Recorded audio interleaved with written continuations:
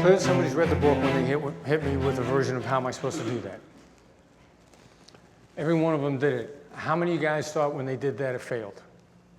All right, how am I supposed to do that never fails? And this is what we want you, this is real important for you guys to get that, because if you started doing it either because you read the book or you're using it in real life, use how am I supposed to do that, and it is like you're Gandalf and you just hit him with a magic spell and you're getting what you want. And you're never used to somebody coming back and telling you how you're supposed to do that.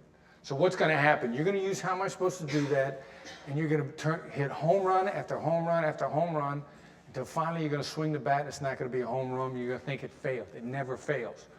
Your job is to ask that question until they tell you how to do it.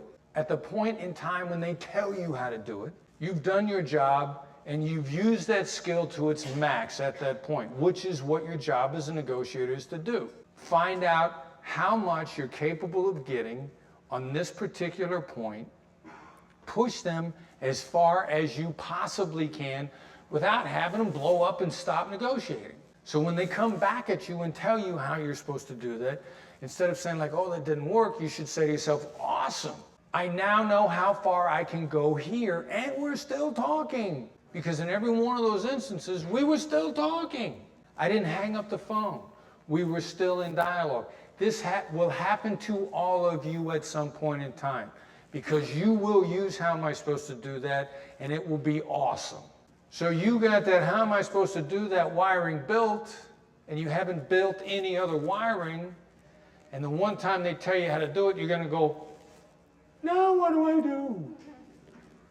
We don't want you to do what Derek was just talking about and panic and let it restrict your thinking. You're going to need to add some additional skills. They're going to be the skills that we talk about here. But understand, it never fails. It just tells you more each time. You may not like the response you get, but you're smarter every time. And if you're smarter every time, feedback is never failure.